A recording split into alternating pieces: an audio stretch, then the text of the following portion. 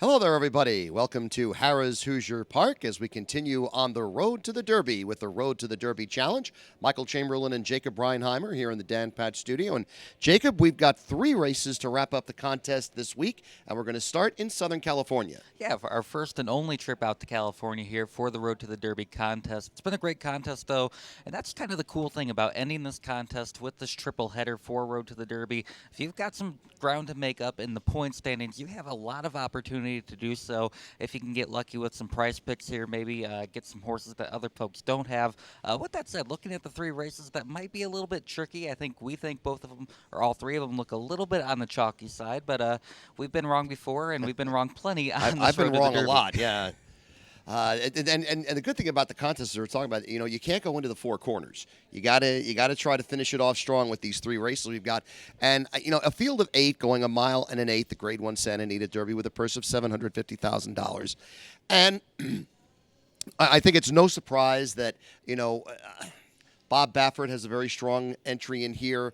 There's still some consternation as to whether or not they're going to be able to run Muth in the Derby. I know that they're talking about a possible injunction there. But for what's happening right now, we're going to take a look at the Santa Anita Derby, and I am picking the Bob Baffert horse in here. That is number 4, Imagination, or I should say one of the Bob Baffert horses in here, because I think this horse is a very nice standout. Buy into Mischief. Out of an Empire Maker mare, Empire Maker is still my boy. 21 years on. I still can't believe he didn't win that Derby. But Frankie Dettori is riding this horse, which has been an interesting add to the Santa Anita jockey colony. This horse was the winner of the Grade 2 San Felipe with Dettori riding. Has hit the board in all 3 Santa Anita starts, broke the maiden there on New Year's Day, and then was second in an optional claimer on February 11th.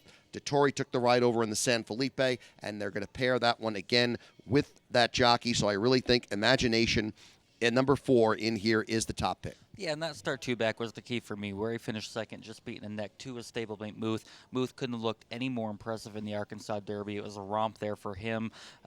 In these California races, we saw this kind of earlier. These California prep races have been a little bit of the Bob Baffert Invitational a little bit, with this tandems kind of dominating the affair. So I went with Imagination on top, and then I went right next with his other entry, Winstock second. This one a son of Solamini? Oh, what am I missing? Solamini. Solamini, there we go. This one actually tried the Southwest over there at Oaklawn Park. Something went a little bit wrong there, just did not fire, even bet down to 6-1, finishes 11th there, just kind of stopped there. With that said, that was a muddy track that day. He raced well below prior, actually won the Los Alpha Charity at Grade 2 that last December at the end of last year's 2-year-old campaign. Beat the likes of Stronghold, who we also see in the spot here. So I think Bob Baffert, I think he's got a pretty real threat here to go 1-2. I go with Winstock second. I have Winstock third. I did put Stronghold in the second spot off that Sunland Derby victory on February 18th by Ghost Zapper, a Breeders' Cup Classic winner at the 1.25 mile distance out of a Jimmy Creed mare. The trainer is Philip D'Amato, hitting at 17%. Bullet work on March 25th. Very good work on April Fool's Day as well, getting ready for this start.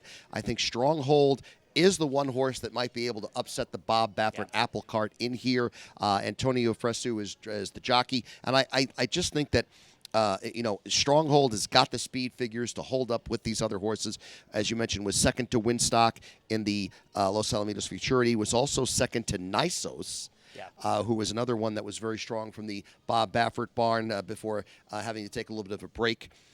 He was second to him in the Bob Hope at Del Mar back in late November. So I think Stronghold is a good, solid second choice. And we have the same top 3, just a little jumbled order. Yeah, and I really thought these 3 kind of separated themselves from the rest of the field, and it's going to be interesting with them all starting right next to each other, right in the middle of the gate. It's going to be interesting how that unfolds tactically. After that, I was just kind of looking for a little bit of a price maybe underneath. I do go to McVeigh, the 7, Hector Barrios in the aboard here, rather. This is a 3-year-old son of Constitution, coming out of a third-place effort behind Imagination in that San Felipe at Santa Anita. He was 4th 2-back in that same race with Nisos.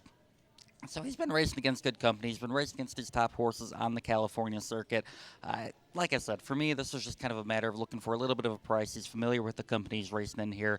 I have to go with McVeigh fourth on my ticket. I'm also looking at a little bit of a price with the 2-horse Tapolo. Umberto Rispoli is riding for John Sadler by Tapiture out of an Empire Maker mare. And the thing I like about this horse is the last race at Golden Gate, granted on the Tapeta surface, but did finish second to Endlessly, who was a very impressive winner of the Jeff Ruby, also on the artificial surface at Turfway.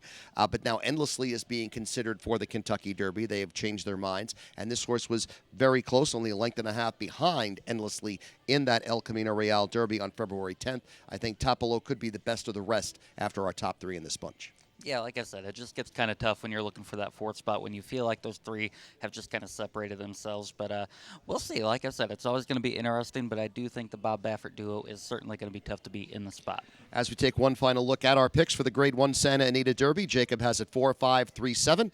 I have it 4-3-5-2. For Jacob Reinheimer, I'm Michael Chamberlain, wishing the best of luck to you all.